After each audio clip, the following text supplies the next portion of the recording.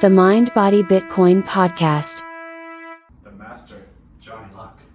Yes. Yes, welcome. All right. You want to talk about why you want to start this podcast first? Yeah, I do. Yeah. So this is part of Mind Body Bitcoin, which I started here in Hong Kong.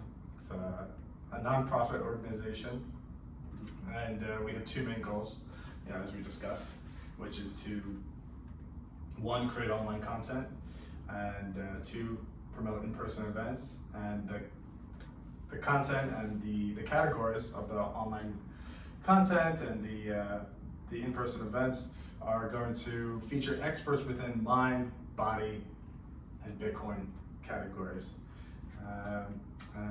You and I talked about this, but mind covers anything related to, just feeling good.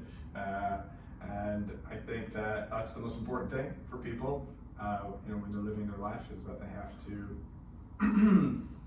have to be straight upstairs, right? They have to have their head on their shoulders, and they have to, just be clear-headed, right? And not have emotional stress and baggage. And of course, we all have problems with anxiety, and we all get depressed, and everyone gets sad. It's like managing that, I think, is super important. I've been trying to live my life that way for a while. So first I focus on my mind, and then I focus on my fitness, my body, and then I focus on Bitcoin, or making money. So I developed this philosophy like 10 years ago, and finally I've been wanting to do something with this idea, and this is the manifestation of that. It's a nonprofit organization that creates content and in-person events around Mind Body Bitcoin. So obviously we work together, and you're a Bitcoin pro, and you're seriously one of the most intelligent people I know. So I would love to have you participate, and I just want to talk to you about what's on your big mind. Yeah. So it's interesting. I developed my own philosophy for a while as well. Yeah. So it will be very interesting to see how they collide. What's your philosophy? How do they collide? Yeah. So I focus a lot on the future. So I look at trends and predict how it goes, especially focusing on exponential tech. So we can kind of see the future, because many people think that the future is like unpredictable, and there's a lot of chaos into it. But there are some technologies where you can predict, like the Moore's law. Have you ever heard about that? Yes, of course. So maybe you similar can explain it. Yeah, Moore's law is where the amount of chips and the amount of transistors on a chip doubles every 18 months, and now 24 months or longer. But there will be another trend that takes over, which is software. So after the hardware keeps doubling for 50 years, now it will be the software. Like, we've already seen amazing advances in AI. Like, have you heard of AlphaGo? Of course. Yeah. So they play chess, right? So they Along beat chess and is it Go just chess? and shogi. So Japanese chess, Chinese, the Go, which is an abstract board game, they play with black and white stones, and also chess. And DeepMind invented this algorithm that it crushes all human levels. So they already surpass humans in all games to be said. Also, there's also video games and poker as well, and we're going to talk about that. So software is increasing quicker than 18 months. Doubling. It should be 5 months. So it's catching up quick, and people won't realize it, because for them, 10 years might seem to be a short time, but for an exponential tech, it's like an era basically. So in a blink of an eye, you might get replaced by AI in some areas. Yeah. So when you say software is increasing, what do you mean? Increasing how? What is increasing?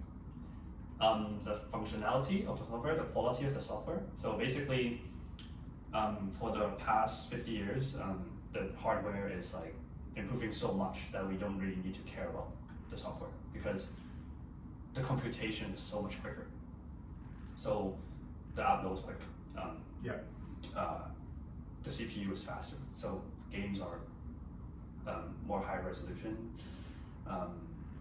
The loading speeds are quicker, downloading speeds quicker. But now it's more about the quality of the software, like UI, UX, and also the deep neural nets. So like they can process huge amounts of data because now the data is here. It's one of the so hardware has improved to a point where Bitcoin is possible. So if 10 years ago, like in 1998, people tried e-gold and other sorts of electronic currencies, and it didn't work because the throughput and the bandwidth was not there. Internet was in its infancy at that stage. I'm saying that like I'm an old man, but like yeah, I'm not that old, but like I'm really interested in the history of the technology itself. Me too. Well, now the internet's a young adult. So it was in its infancy then, and now it's maybe it was like in its teenage years, or preteen.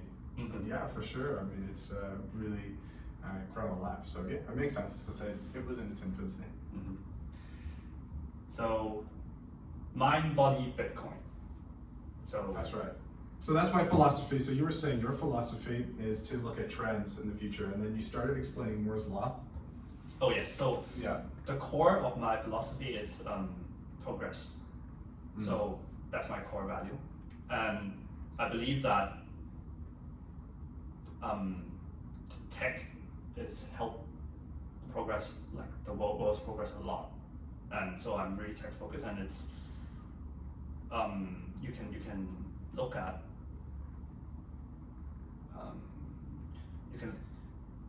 you can look at the world in a way where you can quantify the quality and the quantity through tech, because maybe you can't predict when would the next AlphaGo gonna replace humans, but you can predict the computation power of when would it actually achieve that. So like I think it's 2029 where like the computation power will reach the human brain. So we might see the first conscious AI around that time. So that's closer than we think. It's only 7 years. So yeah, it's getting there. And AI is such a disruptive technology that will change profoundly the fabric of society. And I think we should spend more time thinking about that. And how do we develop solutions to that? Yeah. Speaking of AI, have you tried Crayon?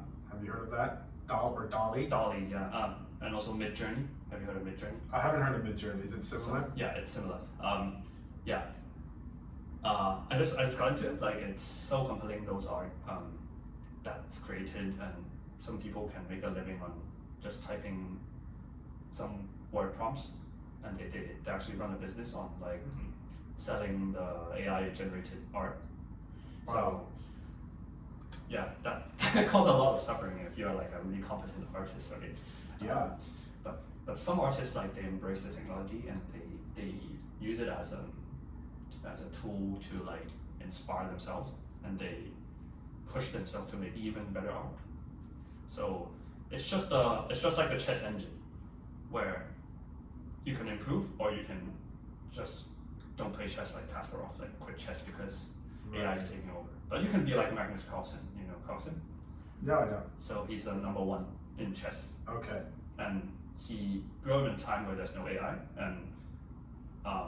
and then he used AI to better himself, and eventually became #1 because he doesn't care about playing with the AI, but he uses ideas from the chess engine and the computer program to inspire his play against human play, because that's what the most important is. Like, people still look at humans playing games with another human, not a poker bot or something. Yeah. Right. So So that's the essence of.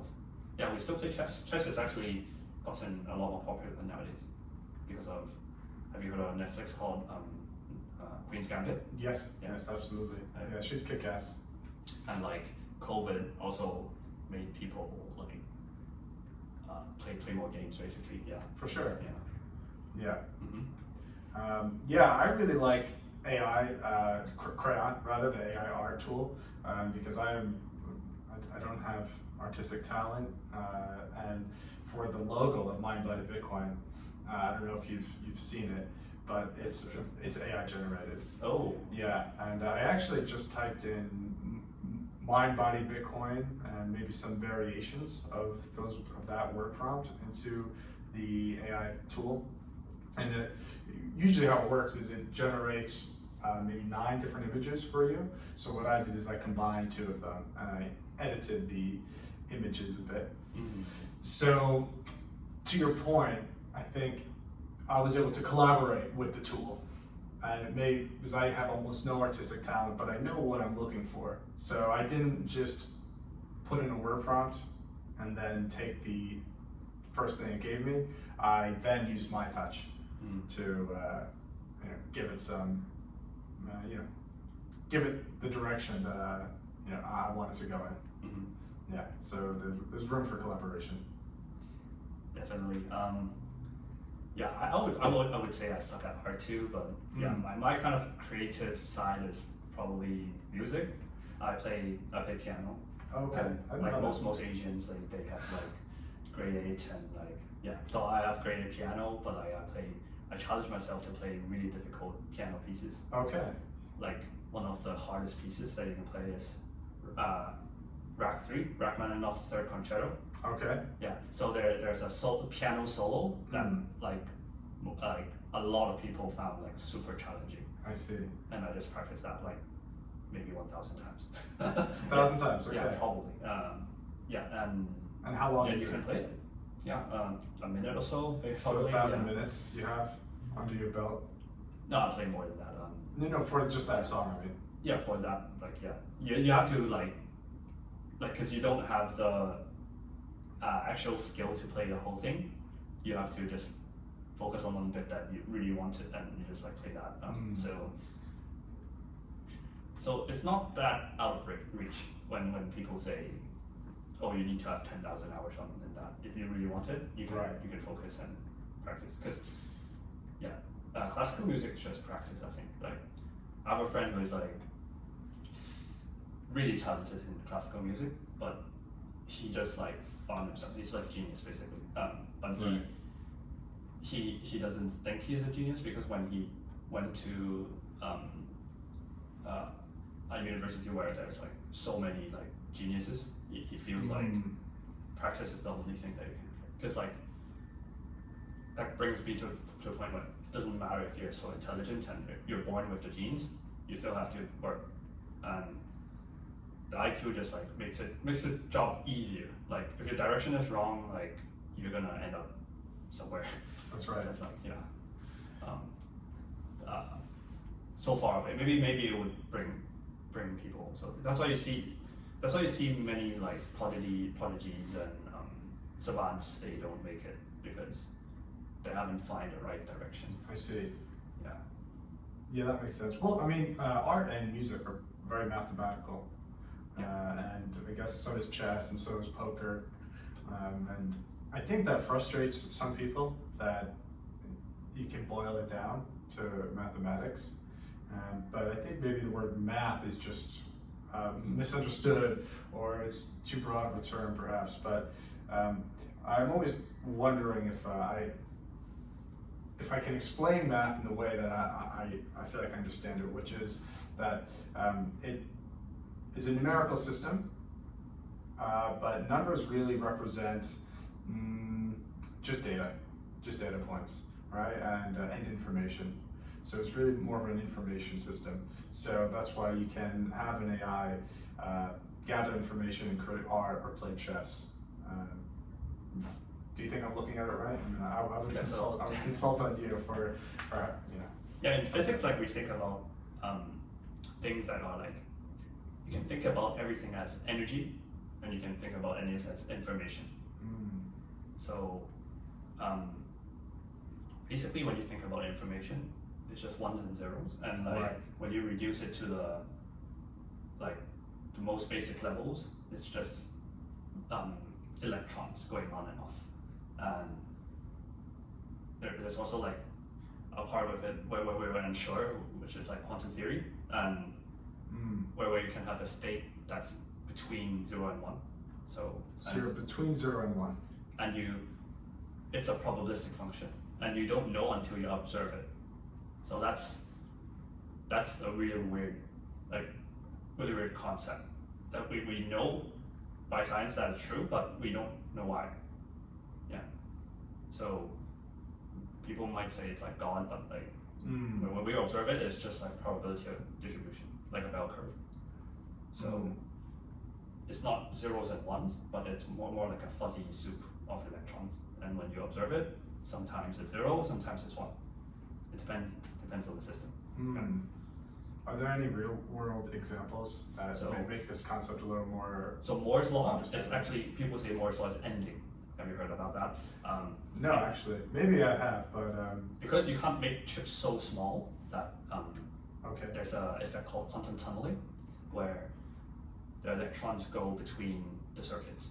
So it's no longer 0, 1 because sometimes the 1 becomes a 0.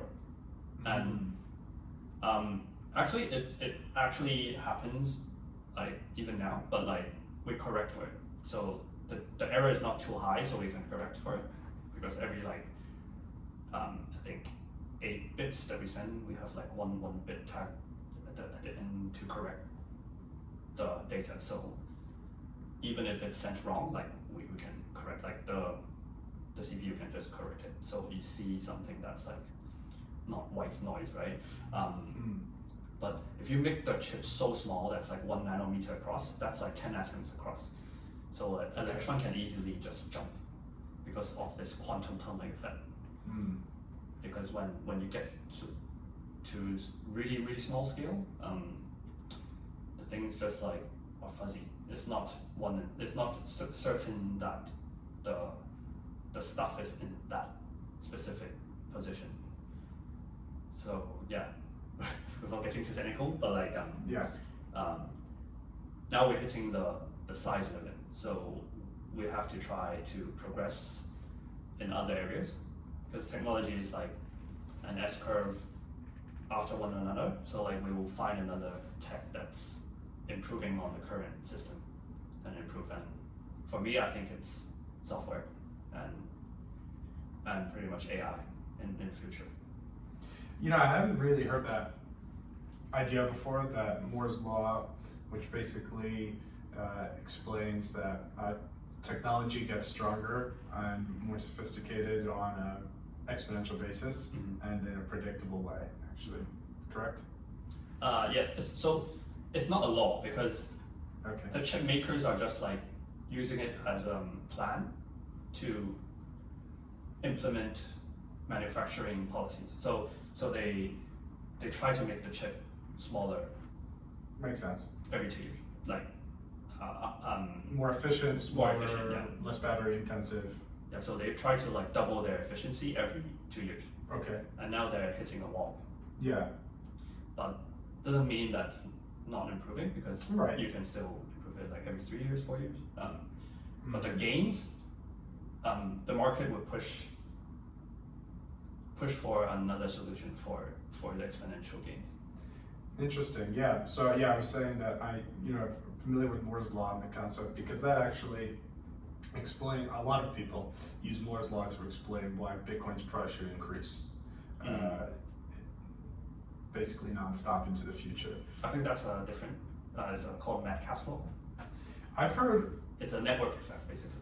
The more people come into the system, the value increases proportionally to the square of the participants. So internet is like, before it's like 100 million people, like 1 billion people, but like if you get 10 billion people, the value of the network would be 100 times, not just 10 times.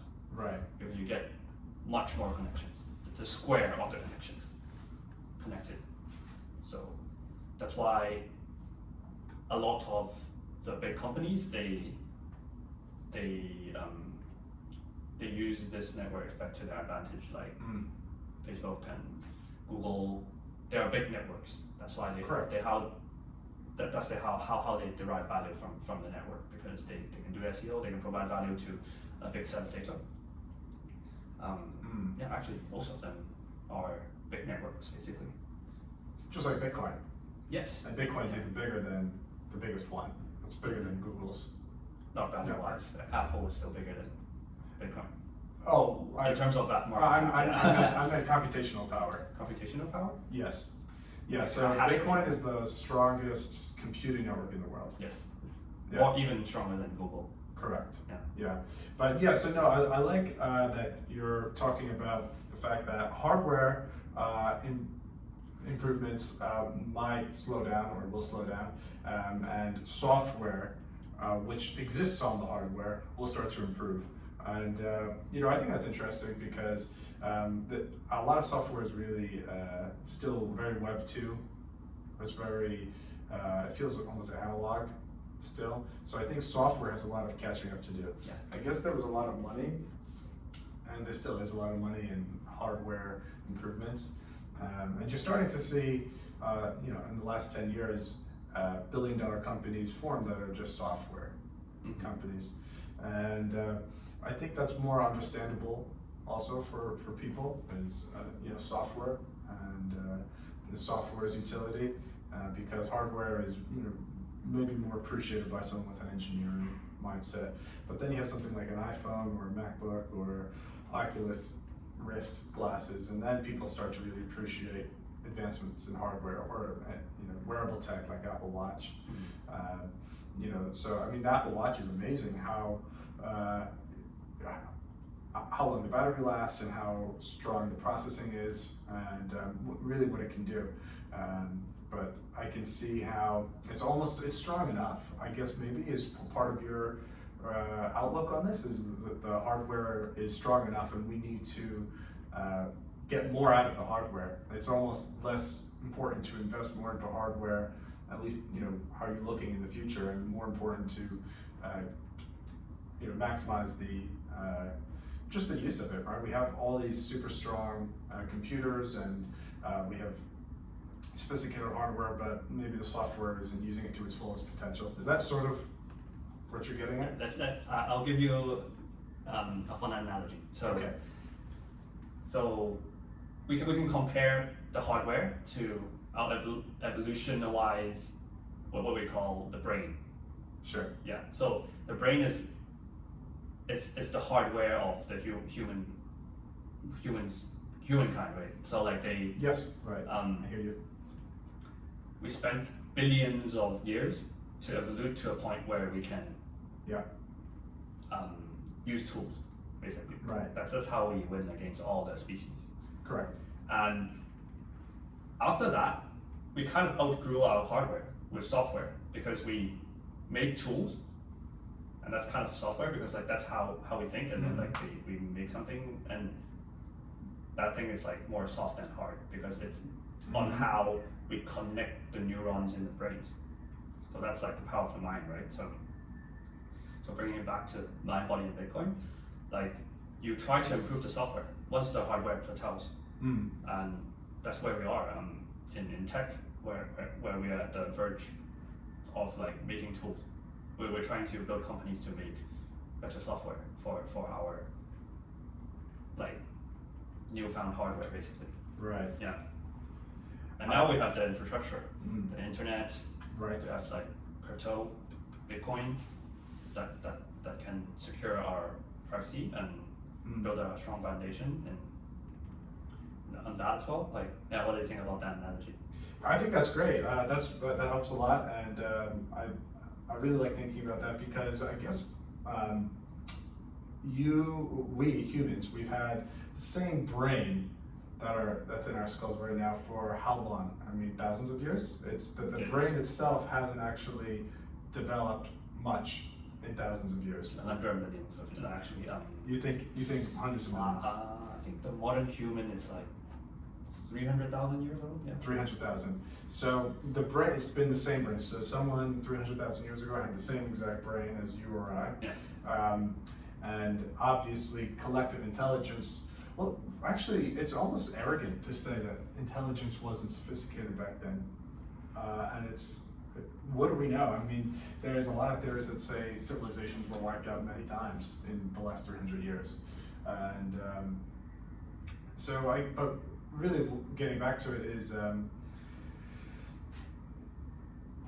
we didn't know how to use our brains, perhaps. I think you could say maybe like a civil rights movement, right? That happened in the U.S., right? Is an example of the brain, the hardware is there, but we're misbehaving socially, right? So we have social issues. So as time goes on, ideally, we improve on social issues.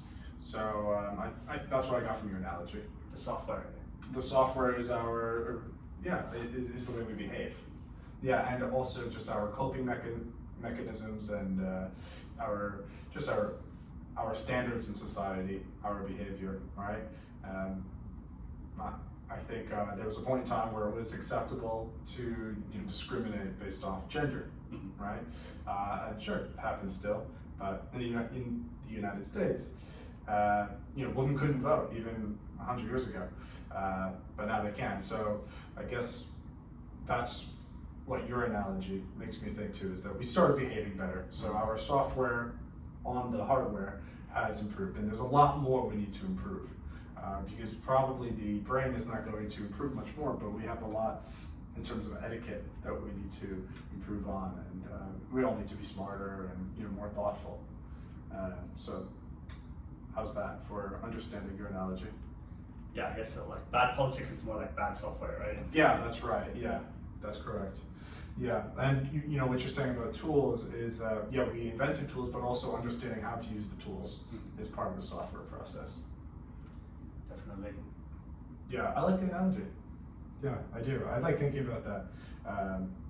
The fact that we do have this hardware that is our brain, but I'm very interested in the tools that are being developed which will connect to our brain.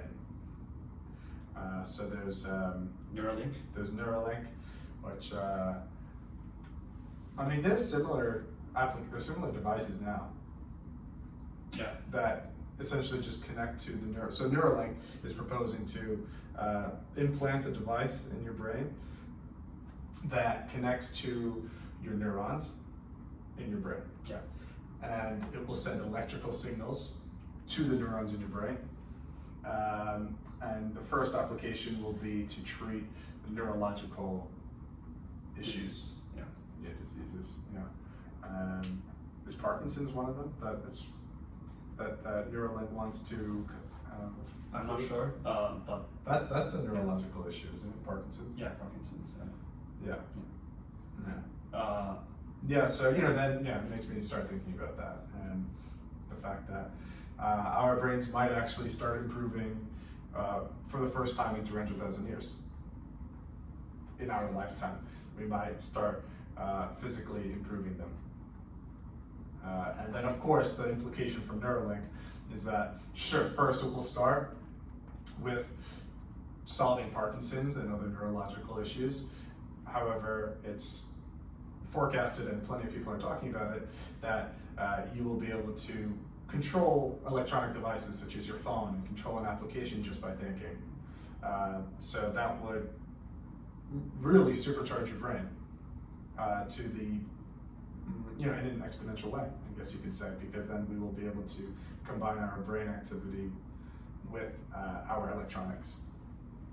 So, you know what? Yeah. The funny thing about it is probably the disabled people are more likely to implement these kind of what do we call cyborg stuff. That's right. Yeah, and they would come ahead. So, what would the Olympics be? Would they allow a cyborg category? Right. Because what happened if the majority of the people have some electronic device inside implanted?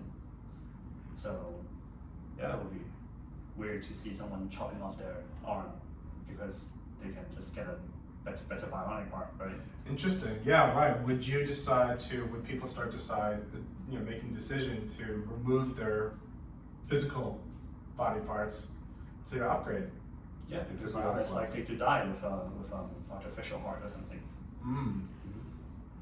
Or you have like nanobots in your blood that's like 1,000 times better than red blood cells.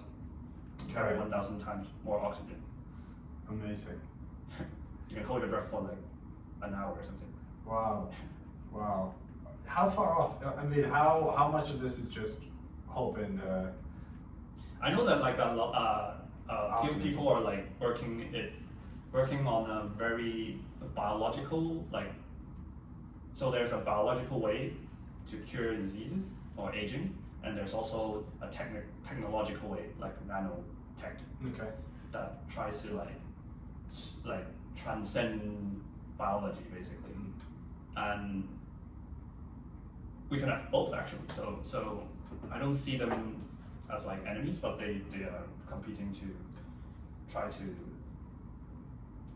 drastically increase like human life, like health span, and we can talk about health as well like in this point. So like yeah, absolutely.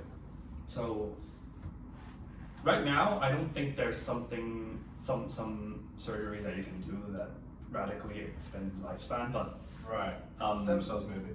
Which is surgery. Yeah, that's like the I think the field that's like most mature out of all the longevity tech that's like currently being developed.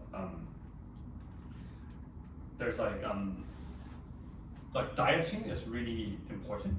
Yeah, it's people hate to hear that because it's the simplest thing, and they want a complicated solution. They people want to hear that you need some fancy technology or you need an amazing process or a miracle drug to improve your health. But you nailed it. You gotta put good fuel into the motor. So personally, I think dieting comes like way above like even exercise. And exercise, people think that's like the I mean, exercise has so much benefits that I could barely list them off. But dieting is like even more than that, because there's some research saying that you can actually like dial back your age by dieting or even fasting, like not eating. Absolutely. Yeah, so, I'm glad you mentioned fasting. And then comes supplement and medicine and the things. So people have like much more power than you think to affect their own lives, their own health by dieting and exercising, and also sleeping. Sleeping is a big thing. Stress is also a very a big factor. Yeah. So if you check all the boxes, like you'll be likely to living very long life. In Hong Kong, the average is like 86. It's the longest. It's officially the longest life expectancy in the world. Yeah. Japan is underneath, and then Italy. I looked it up just the other day. It's even higher than Okinawa, I think, and Okinawa is like the longest living prefecture in Japan. Wow. But I have some doubts because Hong Kongers, like the younger ones, they're split into two camps. Like one they don't really give a damn, and the other bunch they really try to make an effort to become healthy. And it might be skewed, like the life expectancy, because like the older ones that are dying off, they have like immense grit because they're from the mainland China, and they came to Hong Kong for a better life. Some swam across. Yeah, I think I can name like one or two of my relatives. They made it here for swimming. So physically, I think one of them carried a basketball or something, and they just like paddle it from Shenzhen or something. Insane. Yeah. Something like that's gonna live a long time because you have so much determination, so much grit, and you've been through such a hardship already. I mean, what would drive you to do that in the first place, right? Such a will to live, as well. And we can talk about Mao China. But but that kind of mental state, I don't think is applicable to the like current youngsters that they're like bubble tea or something. I don't know, like yeah. Lai cha. Yeah, lai chai is the best, right? Lai cha, milk tea. Milk tea, yeah. That's the translation. Mm-hmm. Yeah, so you said a lot. I wanted to talk about fasting. I think fasting is great. There are doctors who have historically, and health professionals, medical professionals, there's literature, which I don't have specifically right now, but I should post something, where the #1 prescription for health issues is fasting. Don't eat. And from my limited research, I think the reason for effectiveness in fasting is that it allows the body to not focus on digestion and processing of food, and it allows the body instead to focus on generating new cells in the body and getting rid of and disposing of old ones, old tired cells. I don't know if you've read anything like that. Yeah, I think it's called autophagy. Yeah. It is, yeah, or autophagy. I feel like I pronounce it autography. I trust your I trust your pronunciation, but yes, yeah, that's right. Yeah, that's what I've read. Exactly. And apparently that happens in the body after just 36 hours of fasting. And I think more people should try it. I've done a few fasts that are over 48 hours, just a handful. The longest one I did was about 100 hours. Yeah, it was this year. Yeah, and it just came from pure desire to not eat. Right? It was. I really enjoy food. I love cooking, and I love going to new restaurants and eating all kinds of cuisines. So every once in a while, I will feel really just sick of eating, I guess you could say. So then, I just drink water, and after a day or two, you don't even feel hungry. I mean, you'll have some hunger here and there, but if you're committed to it, like you actually want to clean out your body and you really believe in how do you pronounce it? Autophagy. Autophagy. Yeah. If you believe in autophagy, then I think it feels really good. Have you tried fasting for what's the longest time you've gone without eating? I never measured it, but probably somewhere in like 1 or 2 days, I think. I'm not really a big fan of food, but like sometimes I just do 1 meal a day, especially in UK when I was like not even moving, so like why do you even need to eat, right? It's very reasonable that you think that way. Unfortunately, most people do not think that way, and it's almost such an extreme opposite of what you just said. I think in a lot of people's heads, not only do they not move, but they eat way more than they should. Because when you're not moving, you're bored. And what is one of the ultimate cures for boredom? Excuse me, eating food. Eating food. I love 1 meal a day, or at least just intermittent fasting. I've been doing that for a few weeks, really dedicated, and I feel amazing. I wait till noon. I'm very hungry by noon, and I eat, and then I just eat a little bit because I feel like when you're restricting your feeding window, then you're almost more conscious about what you eat, and you want it to really mean something. You want to hit a home run with your nutritional values. So yeah, I think what you said is genius in terms of health. Is for sure it's what you put in your body, and then working out and exercise, running, yoga, gym, whatever you love to do. But for sure, yeah, eating and watching what you put in your body. Mm-hmm. Yeah, that solves so many problems, mental and physical. Yeah, I think it's probably can solve maybe 80% of the health issues that hit in our palm, probably. Yeah. And again, people don't want to hear it because people love to eat. So as soon as you start telling people, okay, all your problems can be solved if you stop doing the thing you love. Because I think, myself included, a lot of times there's been periods in my life where my favorite thing is just the meal I'm going to prepare and then enjoy. Because you have so many good times while eating, right? A lot of times eating means, you're gathering with friends or family, you have some drinks, you have a good conversation, you laugh, You try different flavors. I mean, it's a whole experience. So yeah, people hate hearing that. Actually, that thing that you love so much, that's so easy to do, just sit there and chew. Don't do that. Instead, just focus on other things and just eat very little. When you do eat, make sure it's nutritional. Yeah, that is, and it's not even discussed. I mean, of course it's discussed, but it's not even that commonplace of knowledge. Like in school and growing up, fasting was never discussed, or intermittent fasting. It was just eat healthy, eat a balanced, like very general, broad. And the food pyramid is wrong. The food pyramid is wrong, apparently. Yeah, apparently most of your food shouldn't be simple carbohydrates. They just screwed up like so bad. The food pyramid is actually like, I think, at least 20 years old. Yeah, for sure. And we have done so much research since then. Right. And it's obvious that it's not good to eat more carbs than vegetables. Right. But people still do it. Yeah, they do. Yeah. It's easy.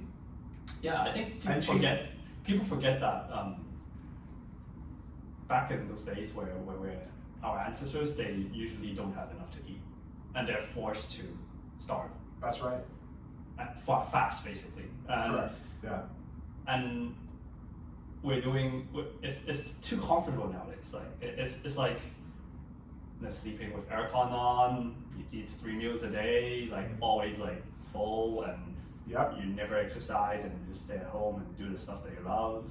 Like you have the daily dose of logging in your mobile game, and yeah, that's like Yep. the perfect life. But like it's not healthy for the body at all. No, it's not enjoyable, and it's really too bad when someone gets into a rut, Mm-hmm. when someone gets into that habit and that flow of, I don't know, just putting in as little effort to living your life as possible, right? And just being overtaken by the comforts of life. And it has happened to me many times in my life, and sometimes I look at my life as just like me going in and out of those periods. Luckily, I don't like to play video games. I used to, but I don't have a problem with video games. But I can really enjoy movies and podcasts and reading and ordering food, delivery, and cooking, and just being home, right? And then when I'm in that period, especially during lockdown and quarantine, or when the weather is extreme, right, like over 35 degrees, you just want to sit in the AC, put on a good show, and eat and cook and just hang out at home. But then once you start forcing yourself to wake up early, be fit, only eat for nutrition, only eat for what's the term? Eat consciously. Yeah, eat consciously, and you're just eating to obtain your nutrition, not for fun. And then you focus on projects that you really care about, and you connect with people. Then it's amazing the energy you start to have, and how you just want to keep doing more of that. Essentially, whatever you do in your life, you just want to do more of, no matter what it is.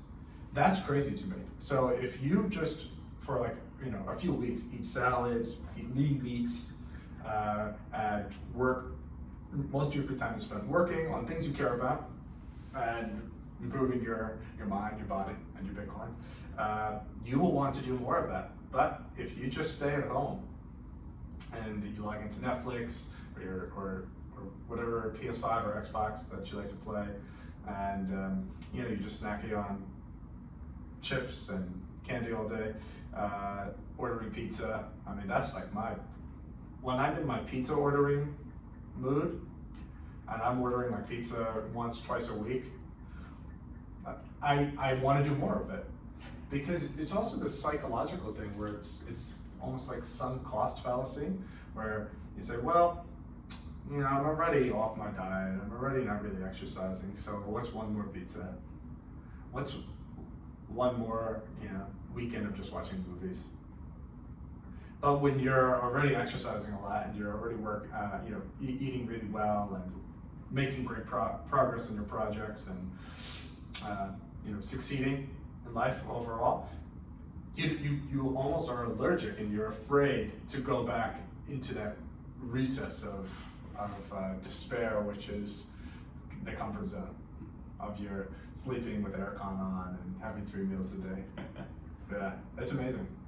Yeah. So currently I'm like on 2 meals a day. Yeah, I've actually tried like 1 meal a day. But like I'm a really thin person. I'm actually underweight, but I feel like I'm healthier than a lot of people. But I think for 1 meal a day I have trouble of cramming like enough like nutrition into my body. Not just it's not about calories. And like definitely mentally I can do it, but it's kind of physically hard to just like ingest that much food and try to maintain your weight. Like, do you feel? Because I know you like you do your gym and yoga. That's and right. Like, how would you go on with like 1 meal a day and also like maintain that amount of exercise and output? Yeah, well, I think 1 meal a day is tough, like you said, and if I have, what I'm finding that I'm enjoying recently is I have a good solid lunch, really balanced, healthy, and I would say like just a normal sized lunch, not too huge, but certainly not small. So it's like a sandwich and a salad, right? Or like a big salad and something else on the side, like just some lean meat, right? And then at night, I try to give it a few hours before I go to bed. I don't have a big dinner at all, but I'll have just some like hard cheese, like some Parmesan cheese and some Parma ham, right? Just something, because my stomach is basically empty, and I will have trouble sleeping, and I want some extra nutrition. So yeah, I'll have something that is like high in fat content at night, and it's not a big meal, like not a big rice dish or a big pasta or a big pizza. And I found that so far has been working really well for me. So a nice solid lunch and then a pretty light dinner. And when I wake up, I just have water, I drink something. My wife and I, we make a detox drink at home, which is it's lemon juice, apple cider vinegar, a little bit of honey, cayenne pepper, and hot water. And yeah, that's nice in the morning, within 30 minutes of waking up. And then an hour or two later, have some coffee to get my mind sort of processing, right? Paired with good music. I think music is really essential for me in the morning. I think the power of frequencies on the brain and different frequencies. I wonder what kind of study. I'm sure there's a lot of studies on it, but yeah, like this morning I listened to my friend Winston, who helped me. It was his restaurant on Monday where we had our meeting. He's now doing some mixing. He's doing some DJing. So he's sending me his DJ sets. Mm-hmm. And so I listened to that this morning, and it's amazing the energy it gave me. It was more effective than coffee. So my point is though that in the morning I don't have anything of substance besides some detox drink and some coffee, and then by noon I'm really ready to eat. But today was weird. I was actually very painfully hungry. Starting at 10. So 10 to 11 was painful, 11 to 12 was painful. I got my food, nice chicken wrap and a salad, and then I sat down, I had 2 bites, and I couldn't eat anymore. I forced myself to finish it, but I was totally full. Yeah, I was totally full. So that's another thing I'm realizing, is when I limit how much I eat, and I'm really strict with it, and I only eat after 12, I don't even want to eat that much once I start eating. Do you feel that eating so little is like not good for you, or like do you feel like your performance has been degraded because of eating little, or otherwise? Otherwise, which is so weird. Again, I'm really a big fan of food. Like I really love, and I can just eat and eat and eat. And but I have found that limiting my calorie intake has been amazing for my energy levels. And I did some reading on, so on Reddit, there's a wiki for fasting. It's a pretty good, wiki. And I'm pretty sure it's like within Reddit, so it's not like on Wikipedia, but it's just this like Q&A basically, and it's contributed to by different members. I generally trust like this crowdsourced information because for like the fasting subreddit must be tens or even hundreds of thousands of people, and the moderators on communities like this are usually pretty strict. And so I tend to trust the information there. So that being said, what I learned from that wiki is that you don't need to eat, and you can still perform at a very high level until you have maybe like less than 5% body fat. And to put it into perspective, the kinds of people who have less than 5% body fat are like Olympic marathon runners. So I'm not at risk for sure of being at that level for a long time. So I think I could probably go 2 months without any food intake and still exercise, and I would probably be fine. What they do stress is that if you're going to do something extreme like that, you must consume electrolytes consisting of potassium, sodium, and I believe magnesium. Yeah. I think those are the three, and they give you a guide on how to properly balance that. So yeah, to answer your question, I feel great eating less, and I wish I could eat less, but like at nighttime, I usually do need, I mean, sometimes there's something like a bowl of cashews, and that fat content just sits so nice, and I go, and I can just sleep. It's great, yeah. The second thing is exercise, obviously. Yeah, exercise, yeah, absolutely. Yeah, I've been exercising for a while, all different things. How about you? Yeah, I've been actually like pretty lazy, like but like I recently started running. Yeah, I think like for you to like actually like progress and be fitter, like I think you need to have some goals. So right. So I'll go for a half marathon goal, and great. I'll train. I'll set up a schedule to train and commit to it. That's like gives you a sense of purpose on how to do it, and also exercise is different for everyone. When people say, "Oh, I'm gonna go gym and work out, bulk up and stuff," yeah, definitely, like that's healthy exercise. Definitely, there's but for me, I think aerobic exercise and cardio for me it's like more important. There's also more data like supporting that like aerobic exercise are like better for health and longevity than because what I feel like muscles, sure you will lose muscles when you're old,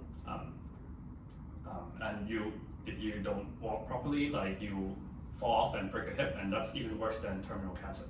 Correct. Yeah. Your hip is I think something like not to interrupt you, but the hips are like one of the leading cause of death for like elderly women over a certain age. I just heard it recently. Yeah, I have to fact check that. But so when to your point, yes. So when I look at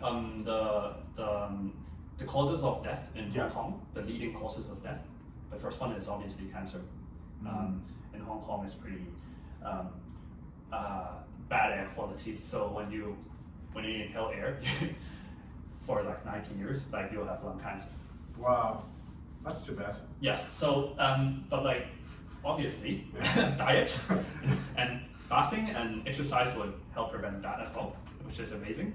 It's like the silver bullet. Both of them are silver bullets. Like one is gold bullet, one is silver bullet, probably. Sure. Yeah. And Bitcoin bullet. Bitcoin bullet. Yeah, that's third, like the bronze bullet or something. Yeah. Being rich is actually increases your lifespan by like 10% or something. Yeah. That's great. I think like the top 10% of the top 10 percentile of people like live to be like 90 something years. Okay. Monaco people, they live to be 89. Oh wow, okay. Even higher than Hong Kong, but they don't calculate that because Monaco has like a tiny population. Oh, okay. And in Hong Kong we have 7 million. That's right. So significant bigger numbers here. Yeah. So I think getting your diet right, exercising, do what you like, not being stressed. Yeah, huge. Be rich, don't be poor. For sure. Or at least be, have some financial freedom, just have income, have disposable income or savings that can be spent on your health, like healthy food and medical care when you do need it, right? I think that's like a big contributor. Can you afford preventative medicine, or can you afford healthy food? It is more and more expensive to eat healthier. It's more and more cheaper to eat unhealthy. Medical expenses is going up. Yeah, well. exactly. Insurance is expensive. Yeah. So fitness. Do you use a fitness tracker, like anything to monitor your heart rate? I measure my heart rate when I wake up before I even get up. Manually? There's a heartbeat counter on my phone. I still use that. So it's essentially manual, right? Or no, you touch it to your body. You touch it here. Yeah. Oh wow, with your finger. Okay, got it. How about when you Yeah. exercise though? I don't, because I don't have a wristband, but I have the app Strava that I run. Like when I run, I turn it on. And, You have your phone. Yeah. Yeah. Think my resting heart rate went as low as 44 beats per minute. That's great. Yeah. So it's super efficient. Is what that means. It doesn't Yes. need to pump as many times in a minute. But my heart is kind of erratic because the variation could be pretty high, but I heard it's a good thing, like your heart rate variability. But so can go as low as 44 and as high as 190. But I try to not go that high because I want to play it safe. Interesting. Yeah. So I love being able to track my heart rate and the calories burned with this tech. I think the Apple Watch is nice, but it's a little big. And there's the Fitbit, which is much sleeker and smaller, and then there's something called the Woo strap, which is really like this fabric type strap that I think can go on your wrist or on your ankle. So I might look into that because I really like when I do some yoga. I like to compare which classes and which workouts, which teachers gave me like the largest variability, or which class got me to the highest heart rate over the last 2 weeks, and maybe that says something about my internals as well. So I'm really interested in this overall health, fitness data. I think is super cool that you can get some feedback from relatively simple technology, and you get some pretty meaningful insights into your fitness activities. I think for diet, you should measure how fit are you in the blood as well. I haven't done blood oxygen, blood work. Is it blood oxygen or is it something else? Because this does blood oxygen, but I don't think that's very useful. It's more I'm talking about sugar? blood sugar levels. That's right. And triglycerides and LDLs and. I would like to get some blood work done just to have the insight. And I heard it's getting cheaper and cheaper, day by day. So day by day, year by year. Yeah. So personalized medicine is coming, and also personalized medicine, right? Yeah. And that's supplements. Do you take any supplements? It's a good question. Not on a regular basis, no. I have a multivitamin at home, and sometimes my wife will remind me to take it. But we're not too regular with any, at least I'm not too regular with any supplements, but I really like creatine. Have you ever tried that? No, that's not. Creatine is white powder, and you can take it in a capsule, or there's a candy as well, or you can just mix it into water or coffee, and it improves circulation to muscles. And so personally, when I use it, and I have a bunch at home, I really should get back into it, but it bloats you up, so it makes you heavy. It kind of gives you a bigger appearance, but it really makes your muscles fill up more. And if they feel stronger too, they feel tighter, not tighter in a bad way, but firm or more firm. So yeah, I've used that on and off. So it's kind of like this superpower substance, and it's very, very affordable. It's very commonplace. And sometimes I'll take protein powder Mm. as well. Yeah, how about you?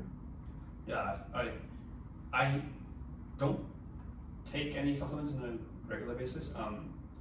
Because I kind of asked like a friend who's a doctor on about this, Yeah, and she's saying that if it's not a drug approved by FDA, it's not like scientifically backed or enough data that for it to become a drug. So that's why it's a supplement. But like, I feel like yeah, the drug industry is like kind of like really like there's heavy lobbying, and also there's like the incentives there are not really like to for the actually general health of the people that's trying to take like M&M. Have you had M&M? that is all the rage, isn't it? It's all the rage here in Hong Kong as well. It is. You're gonna like, it's so expensive. The supplement here, you know, like it's like probably like 5 times the price if you buy it on Amazon or something. Yeah, so yeah, it's all the rage. But does it actually contain that much? Like, is there any regulation in those kind of fields? We don't know. Is it just a placebo effect when you take it? We don't know. Right. But yeah, for me, I think supplement is pretty low priority at this point, because if you can't get your diet and exercise right, I don't see the point of supplement unless you're like really measuring yourself with blood work. I can't be bothered to do regular blood work. So yeah, that's my stance on it. What I feel is that supplements are probably really useful, but I think if you look at the pie, maybe 10%.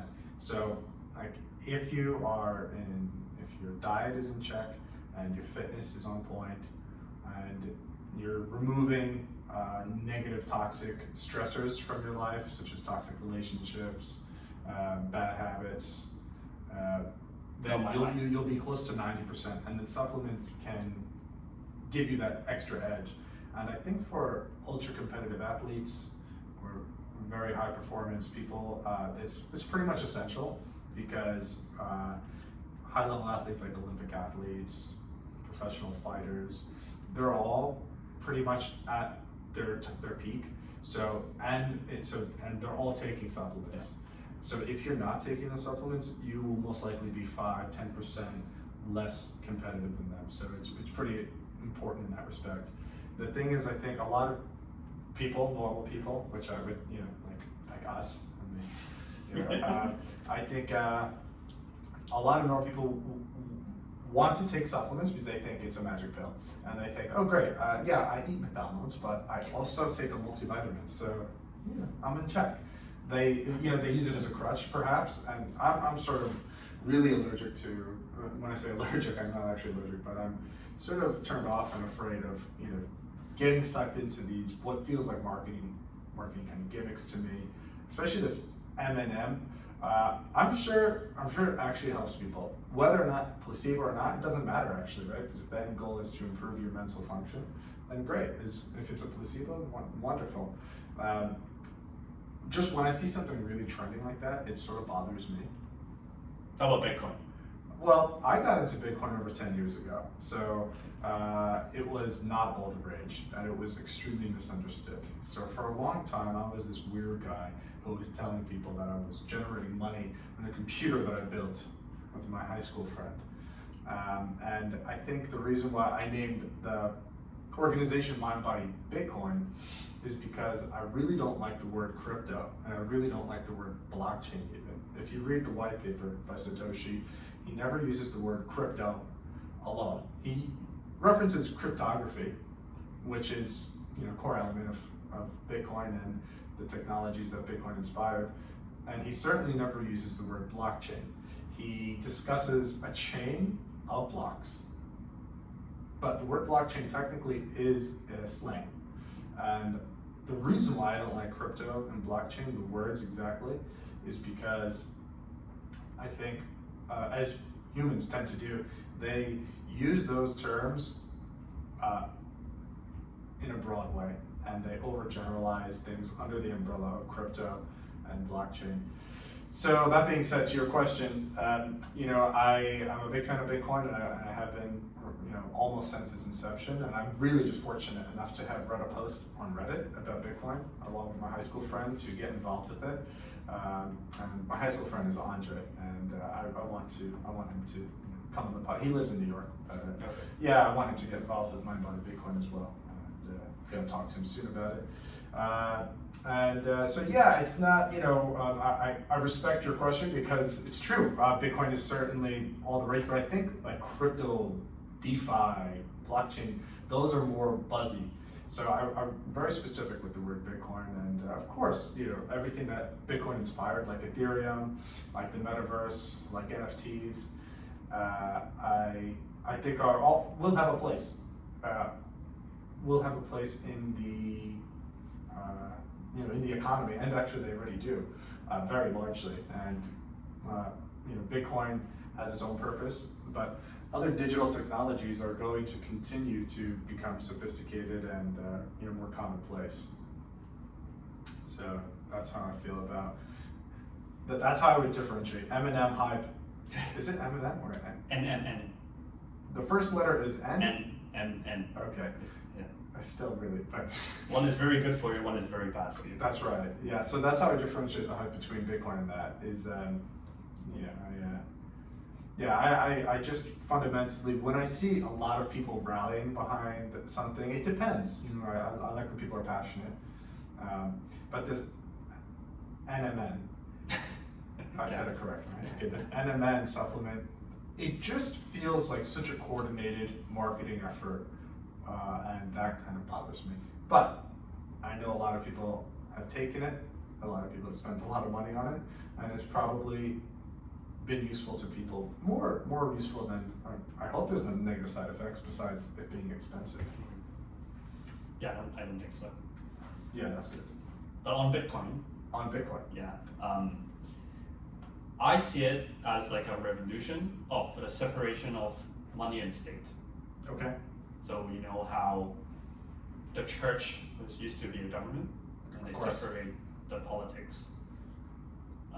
Anti-disestablishmentarianism. Say it again. You know what's that? Anti-disestablishmentarianism.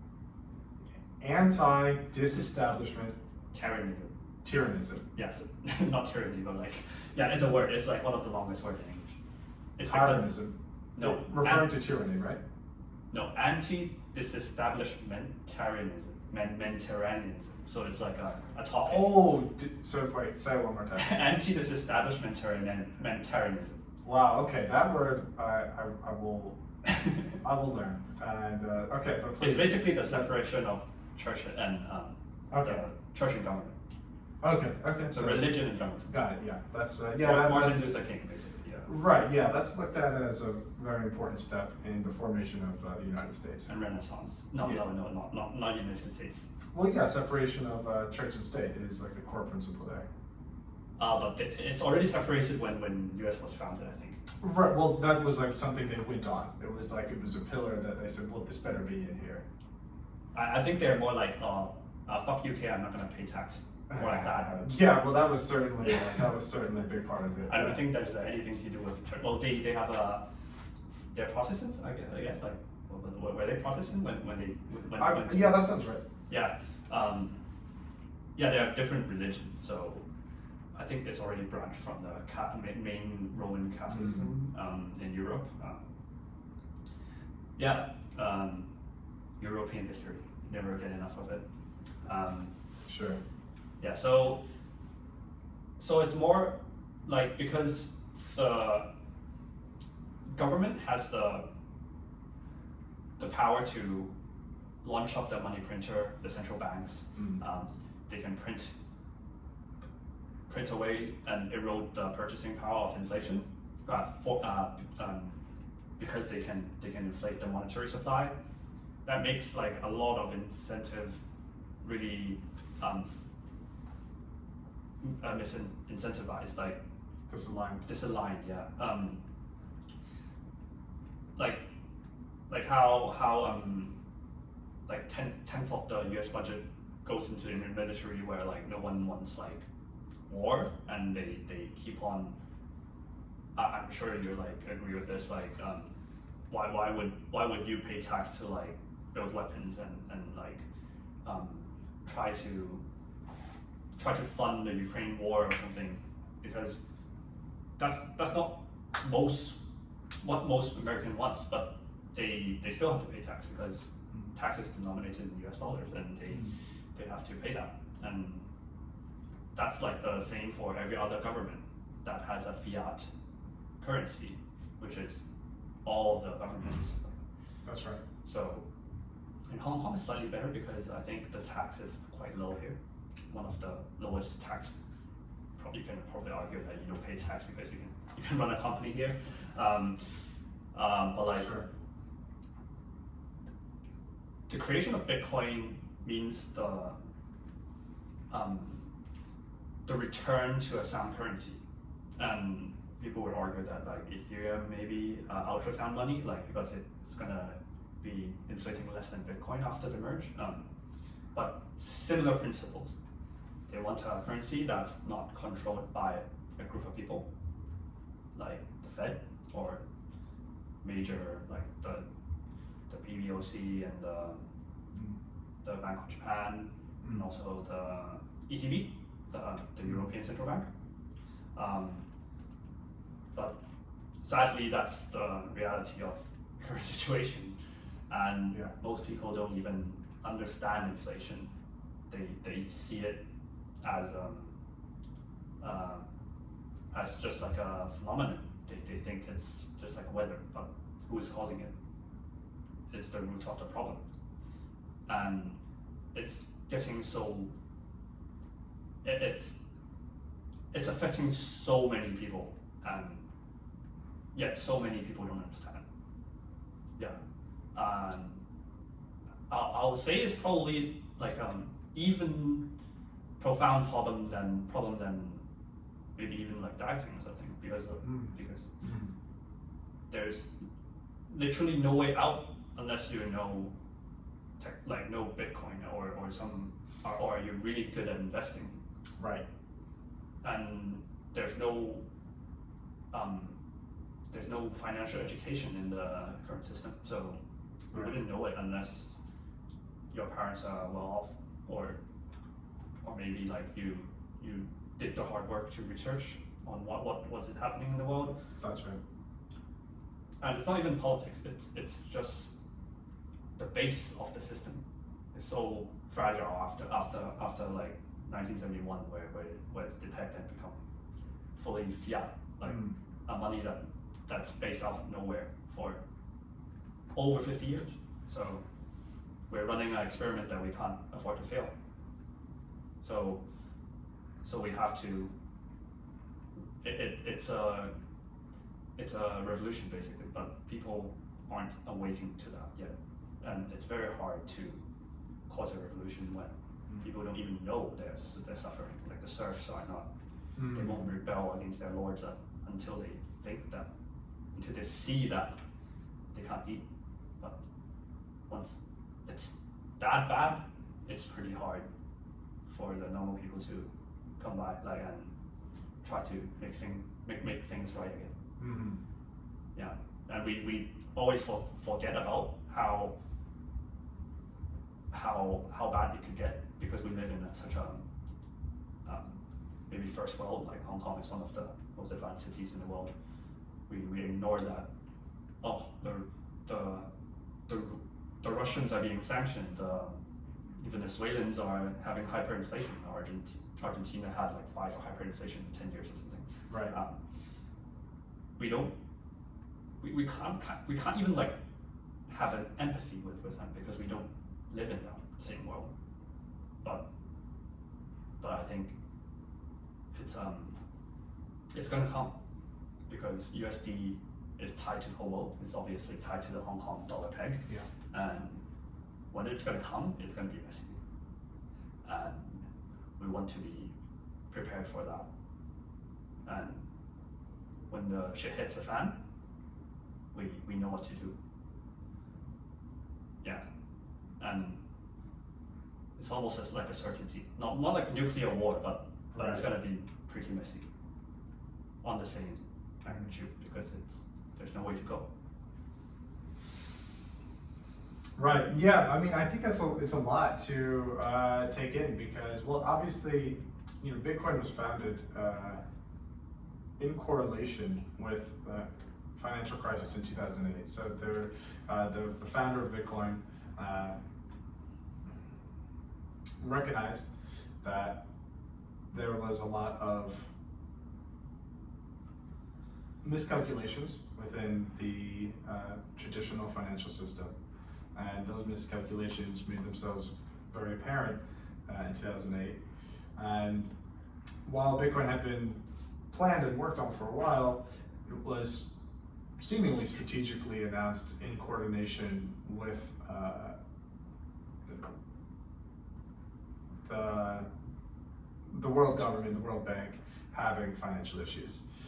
So really what we're talking about is inflation and the fact that the monetary supply is expanding and that there is essentially nothing to back it up, right? So Bitcoin proposes to fix this because it is a monetary supply that is fully transparent in the way that world banks are not. So all the assets in the Bitcoin network are finite, right? There will never be more than what is proposed. So essentially you have to work with those assets.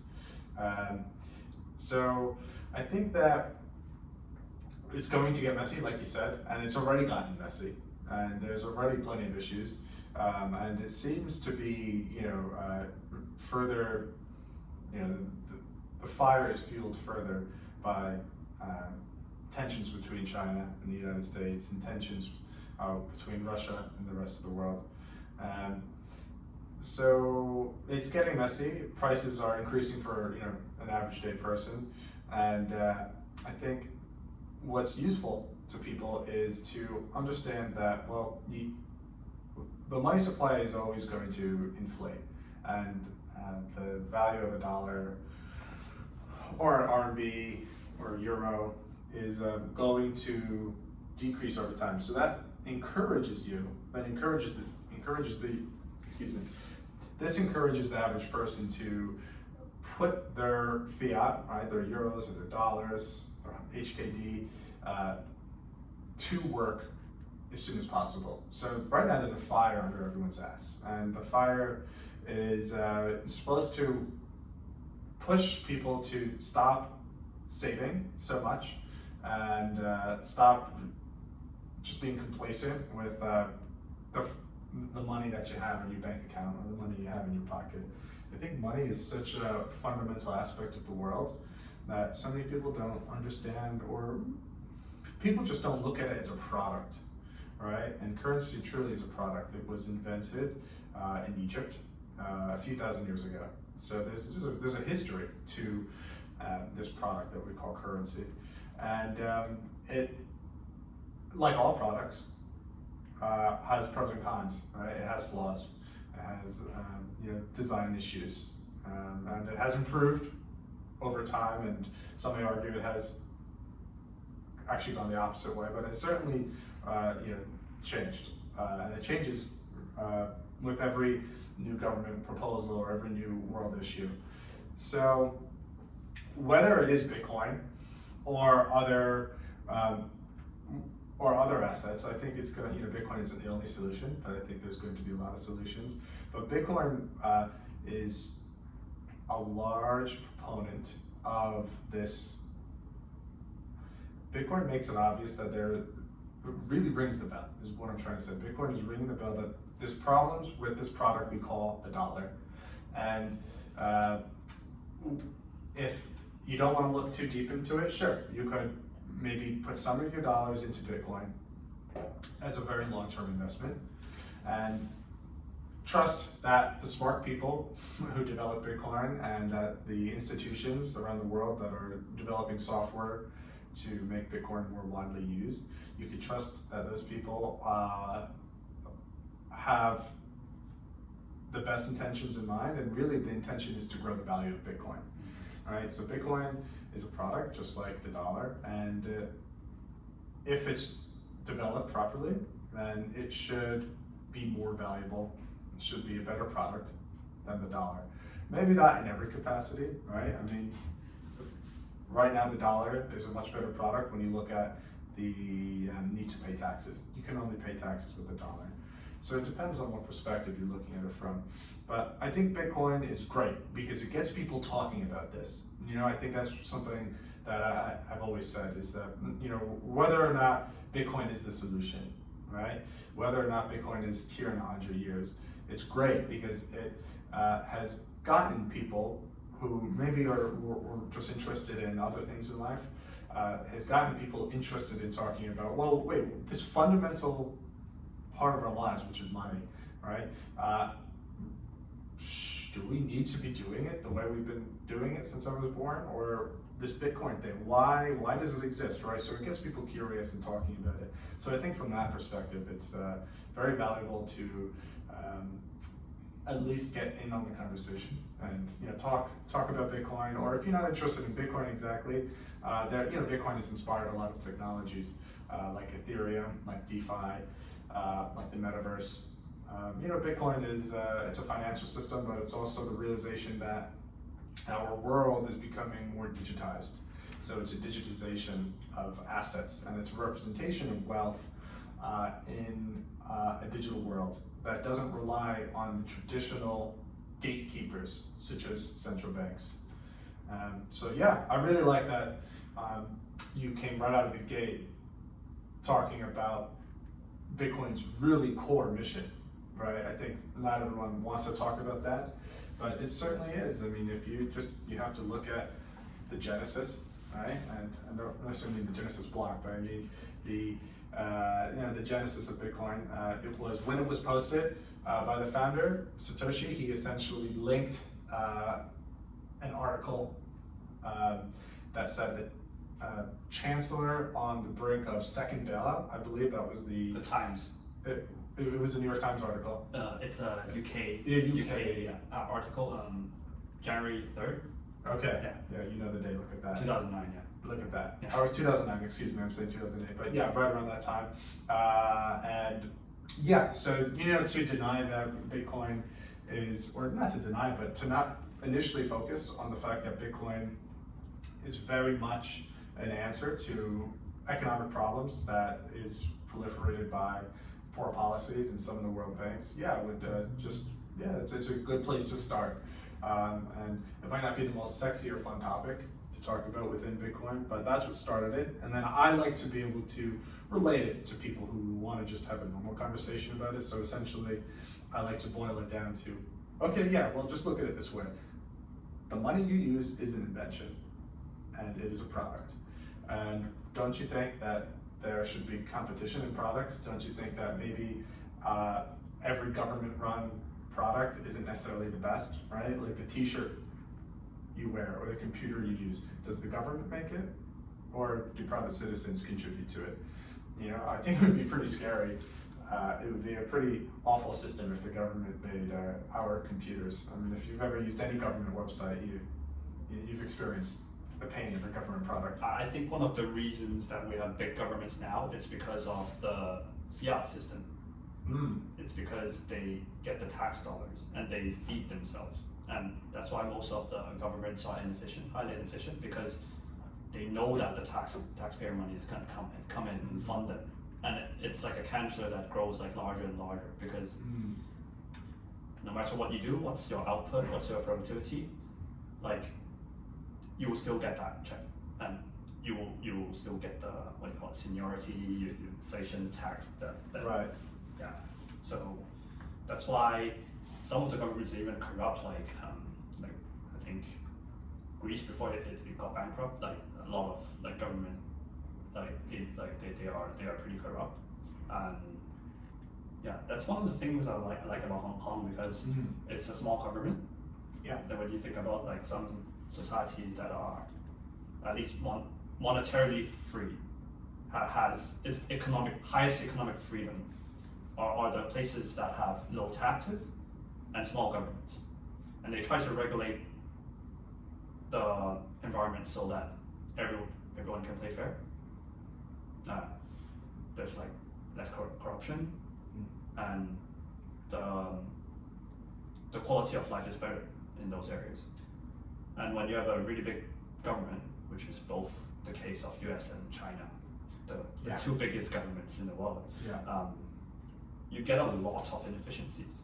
Naturally. Yeah. So it's not necessarily a knock on it, right? I mean, I think government is made up of people like you and me. It's made up of people who want to make a difference, and they do some great things, obviously, but yeah, there's a lot of inefficiencies, for sure.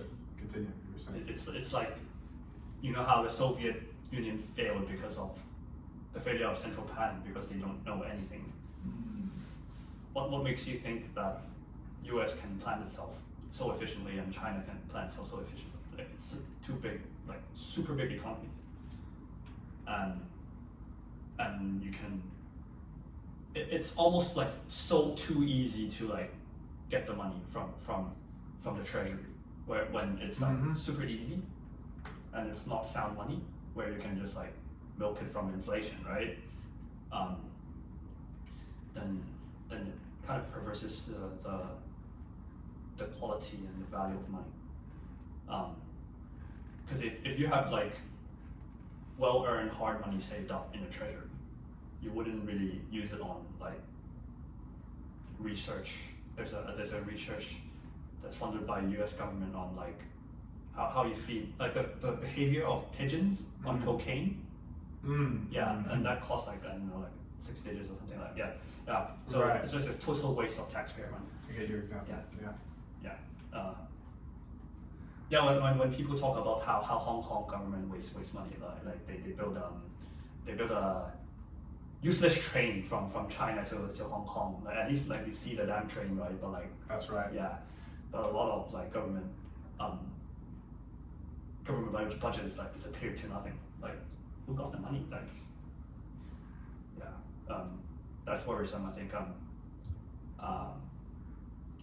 And people who criticize the system and the politics, they don't get to the root of the problem, which is the fiat system, the inflation, the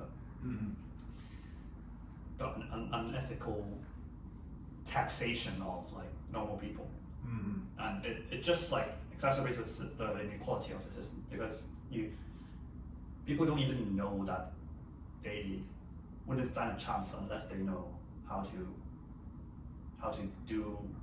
invest, and like, to get to like even, you have to like have a stable portfolio that returns like 7% yearly. Like, that makes sense. Yeah. It's too hard for like the commoners to do. Like obviously, if you're financial literate, maybe it's like easy for you, but like it gets a while to get used to. It gets a lot of education. Like like it takes years to like understand the concept. Like I've been investing since like I was like in school, and I was like thinking like about money quite at an early age. But I still took quite a few years to discover Bitcoin. Actually, I discovered Bitcoin in 2013, I think. Very early. After like it crashed a bit, and like I saw, it's not really that stable. Like I should invest in gold. That's why I invested in gold. Made some profits, but obviously, like, the next time I heard about Bitcoin is when it started rising in 2017. Wow. And like I said, like Bitcoin, I know, like Bitcoin, it's like $500 or something, right? Nope, it's like 5,000 now. Oh, what did I miss out? And I went back, checked the facts, and maybe that's actually something. If it didn't die in 4 years, like not like no Ponzi scheme has ever come back, right? Like after like a few times as well. So I started like doing the rabbit hole, like and explored it, and still too scared to pull the trigger until I met some people in the Bitcoin meetup. And they taught me how to buy Bitcoin. And back then there wasn't any there wasn't any on ramps, so you have to use a Bitcoin ATM, or you have to do the P2P trade with those OG crypto people. Right. Yeah, that's how I bought my first Bitcoin. Is this in the UK or Hong Kong? It was when I came back to Hong Kong. It's Oh, like okay. 2018. It's quite late. Okay, so you went to a Bitcoin meetup here in Hong Kong Yes. for your first time. Yeah, I got involved in Bitcoin before there were meetups around it, but I would say what really opened up my opportunities in Bitcoin was through meetups in this place called the New York City Bitcoin Center. Mm-hmm. And this was a physical venue that existed in 2014, 2015, so somewhere around then for a few years, and it was ran by a legend, an OG legend called Nick Spanos. And Nick Spanos, he rented this huge open space, and this open space actually was next to the New York Stock Exchange. So it was in the heart of the financial district in New York City, and every Tuesday and Thursday, there would be open free meetups. And usually there would be 1 to 3 speakers on the lineup to come talk about Bitcoin and other digital currency projects. And it was so much fun because he would order pizzas, like there would be a mountain of pizza boxes, and there was an open bar as well, and you could tip the bartender in Bitcoin. And I met a lot of business connections through there. I actually formed my business ideas through there, and it really inspired me in a lot of ways. To give you an example of some of the speakers who were there, Vitalik spoke there before Ethereum launched. And I remember Vitalik, the creator of Ethereum, giving a speech about his idea called Ethereum. And 99% of the people, myself included, were just really, he's a very technical person and obviously a genius, and no one understood it, which is too bad, right? It was a great networking opportunity and a great chance to work with Vitalik. And Andreas Antonopoulos also spoke there, and who else spoke there that I can think of off the top of my head? I love how you say that you tipped the bartender a Bitcoin. A Bitcoin is like 20K now. No, it certainly wasn't a Bitcoin.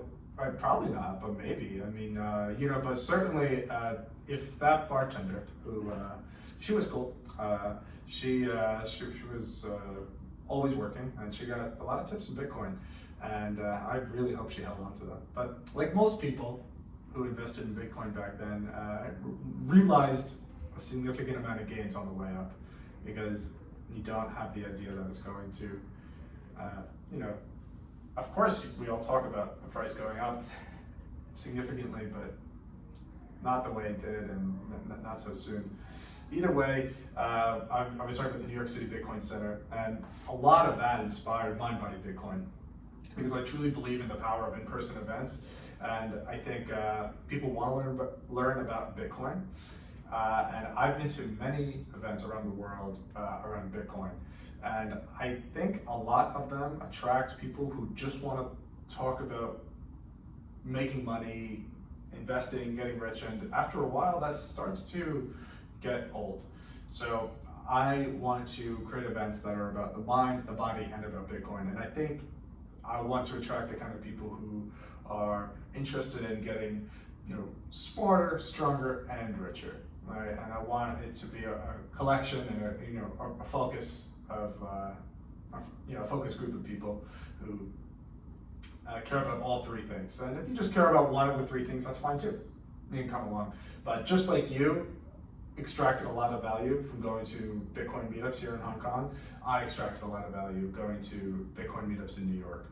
And I think you and I can both see the power in them, and it's just the energy is there. And when you have people together who are, really passionate about something, it feels great. And you build great relationships, and you develop opportunities. You might even meet the next founder of significant L1 technology, and you might not even know it.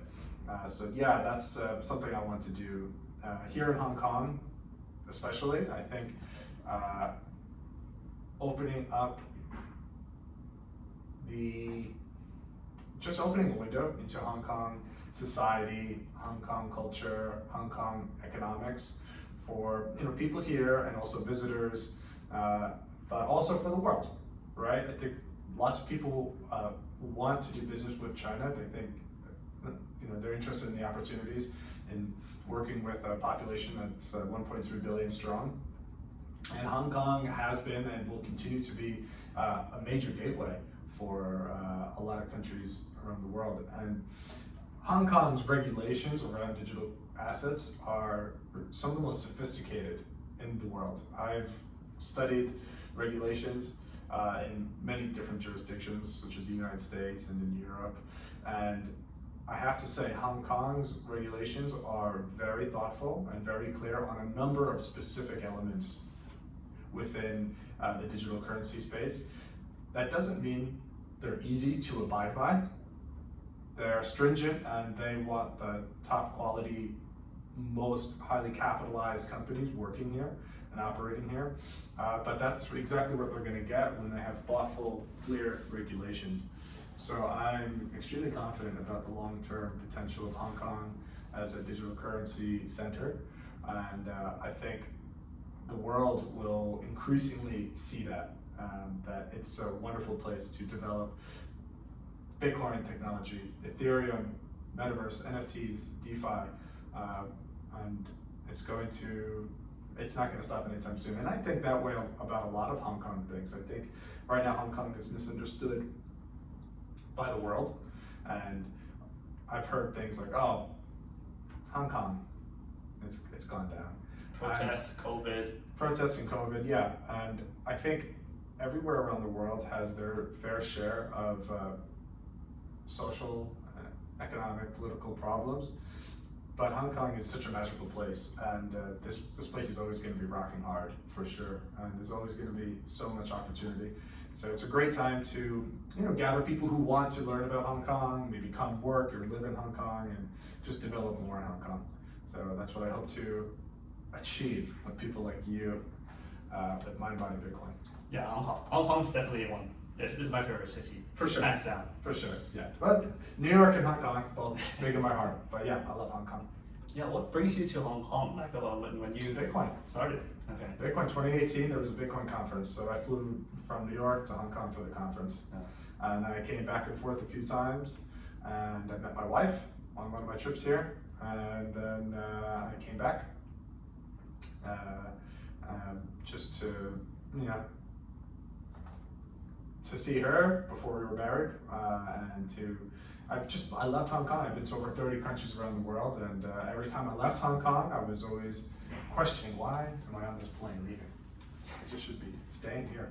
And so, yeah, there were a lot of reasons, including my wife, and just the beauty. It's big city vibes here, but great nature. So you can go surfing, hiking, and be in the office all in one day. So that's great. Yeah, there's a lot of reasons that brought me here. Yeah, COVID definitely ensured that I stayed in one place, but I was happy to be here. Yeah, so that's what brought me here. Yeah. It sells itself, if you ask me. Yeah. Well, I'm lucky to be born here and born and raised here. Yeah, you are. Yeah. Yeah, it's the best place. I've been to like 30 countries as well, I think. Oh, have you? Yeah, oh, yeah, great. I think Wow. so. But mostly it's like these few years because I studied in UK, Southampton, and I also like been to some European countries and some East Asian countries. Been to US for the poker trip. Yeah, but I still feel that Hong Kong has the vibe, has the uniqueness of the eastern and the western side. That's right. It's the clash of two radically different cultures. Yeah. That has to spark the it's hard to put into words. The chaoticness. Yeah. It's like the connection of both worlds. It's the Chinese Empire and the Roman Empire. It's the ideologies. Nice. It's the Confucianism versus Christianity. Sure. There's like there's the more tradition side and more free side, but like you get best of the both worlds because we're so used to both cultures. The British is like a blessing and a curse, but I would say definitely made Hong Kong much better. But now they're gone. Like people are like so. They're now like back in China and like, but I think like Hong Kong. There are like a lot of like FUD and bearishness in Hong Kong. Yes. For sure, but the best bullish case of Hong Kong, I think it can actually become the world's capital. For even sure. outside London and New York, because it would be the center of the megacity of the they say the Greater Bay Area, but I would like to call it the Hong Kong Bay.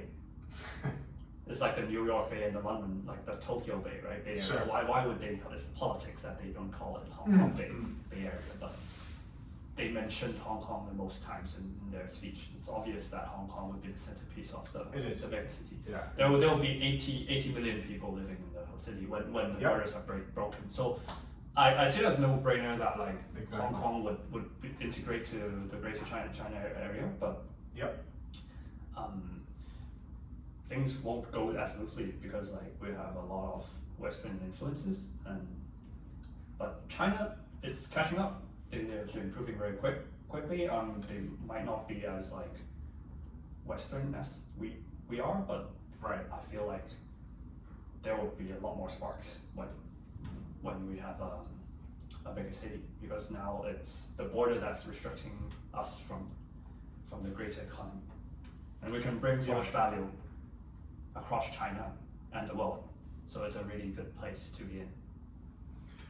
I totally agree, and I have this thought often actually, is that with this, so this Greater Bay Area is an initiative by the Chinese government to unify and link many elements of life between Hong Kong and major cities that are in the Guangdong region, which is the area of China that Hong Kong borders.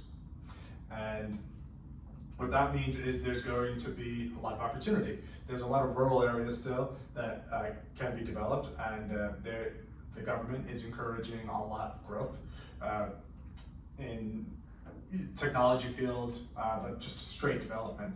So I think that a lot of people will be drawn to Hong Kong to further those developments, both from mainland China and from the West. So that's another reason why I'm so optimistic about the future of Hong Kong. I think there's no way it doesn't grow significantly and improve. Both like socially, economically. I think I'm very excited to be here, and I want to do a lot more. And I want to work with people like you and the rest of the people who are at Mind Body Bitcoin. Definitely. Yeah. Did we catch everything? Should we call it? That's a lot. Well, we have a lot more. Maybe we can like talk about it the second podcast. Yeah. Let's see how we did with this one. Yeah, cool. Thank you so much for coming, Johnny. Yeah, definitely. Yeah, that was great. Yeah, lovely. Bye, everyone.